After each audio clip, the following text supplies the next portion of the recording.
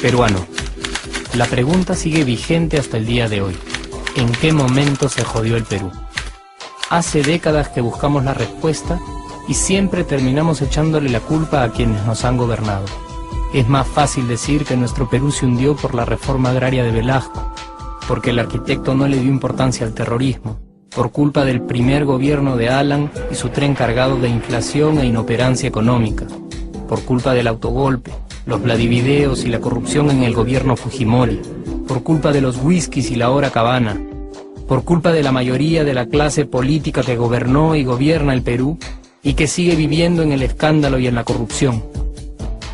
Pero por más que querramos deslindar nuestra responsabilidad por la crisis social que asfixia al Perú, compartimos demasiados hábitos que nos hacen muy parecidos a quienes culpamos y criticamos, porque aún creemos que la criollada se tiene que celebrar como si fuera parte del orgullo nacional.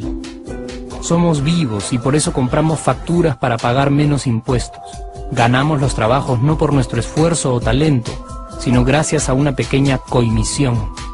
Nos colamos en la fila para que nos atiendan primero, aceleramos en ámbar y nos pasamos la luz roja, porque así llegamos más rápido. Somos tan vivos que si no encontramos estacionamiento, nos ponemos en el espacio azul reservado para las personas con discapacidad. Robamos la señal de cable, robamos electricidad y no nos consideramos ladrones. Reclamamos que haya justicia y se acabe la corrupción, pero le pagamos 5 soles a un policía para que no nos ponga papeleta, o al juez para que abogue por nuestra causa. Jamás le damos el pase a un transeúnte en el cruce peatonal porque en el Perú, si no eres vivo, no eres nadie. Pero si somos tan vivos, ¿por qué le tocamos bocina al semáforo en rojo, como si este fuera a escuchar nuestra ansiedad? ¿Por qué tiramos la basura en la calle, como si la ciudad perteneciera a cualquiera menos a nosotros? ¿Por qué nos quedamos callados y no protestamos cuando el chofer de la combi no deja de cometer imprudencias?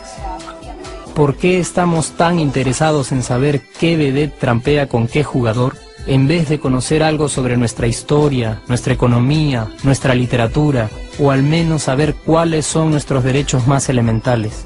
¿Por qué sentimos que se nos hace un favor cuando un empleado del Estado nos atiende? ¿Por qué dejamos que un panetón sea el mejor argumento de un político para llevarse nuestro voto? ¿Por qué cuando alguien hace algo bien, decimos que parece hecho en el extranjero, como si eso fuese más meritorio? ¿Por qué no nos sentimos orgullosos de nuestra diversidad cultural? ¿Y por qué, si somos tan vivos, seguimos alimentando este círculo vicioso que no nos deja avanzar como sociedad y nación? Es cierto que nuestros niveles educativos dan pena, y si queremos llegar a ser un país con posibilidades de desarrollo, se tiene que invertir en escuelas y capacitar a los maestros. Pero ¿de qué nos servirá una buena educación fuera de casa, cuando dentro educamos a nuestros hijos dándoles el peor ejemplo? Es cierto que se necesitan medidas urgentes para frenar la ola de delincuencia y violencia que azota al país. Pero ¿de qué nos servirá pacificar las calles cuando en nuestros hogares la violencia física y psicológica parece haberse institucionalizado? Es cierto que se necesita una verdadera reforma judicial para que en el Perú se pueda hablar de justicia, pero ¿de qué servirá lograrlo cuando la mayoría de nosotros sigue avalando la ley del más fuerte, del más rico, del más vivo? Es cierto que para reducir los conflictos sociales se requiere del diálogo, pero ¿de qué nos servirá ese diálogo si seguimos pensando que dialogar es imponer nuestras ideas y no escuchar al que piensa diferente a nosotros? Es cierto que necesitamos mejores leyes de inclusión social y muchísimos más proyectos de integración, pero ¿de qué nos servirán estas leyes y proyectos si hasta el día de hoy la publicidad peruana define nuestros estratos socioeconómicos por el color de la piel y a nadie le parece raro? Si hasta el día de hoy seguimos avergonzándonos de nuestras diferencias o sintiéndonos superiores por estas mismas diferencias. Es cierto, es mucho más fácil echarle la culpa de absolutamente todo a nuestros gobernantes, pero la realidad es que el Perú se hunde en exacta proporción a esa viveza que alimentamos todos día tras día. Sí, somos nosotros la materia prima con la que se hace este país, y si no corregimos nuestros hábitos, si nuestra materia prima sigue adulterada, Cualquier producto que hagamos también saldrá adulterado, y por más logros que obtengamos en nuestra economía, en los deportes, en las artes, en nuestra cocina, por más orgullosos que nos sintamos de nuestros representantes, de nuestra historia, de nuestras maravillas o de nuestra creatividad, si no cambiamos estos hábitos seguiremos preguntándonos ¿en qué momento se jodió el Perú? Yo ya estoy harto de esa pregunta. Estoy harto de ver cómo un país con tantas posibilidades y oportunidades, con tantas riquezas naturales y con tanta historia, tenga que seguir viviendo en el subdesarrollo solo porque no nos creemos capaces de vivir de otra manera. Estoy harto de que las desgracias de nuestros vecinos sean nuestro mejor consuelo. Harto de que el sí se puede sea solo una frasecita hecha para un partido de fútbol y que no podamos aplicarla en nuestra vida. Aunque te cueste creerlo, sí podemos.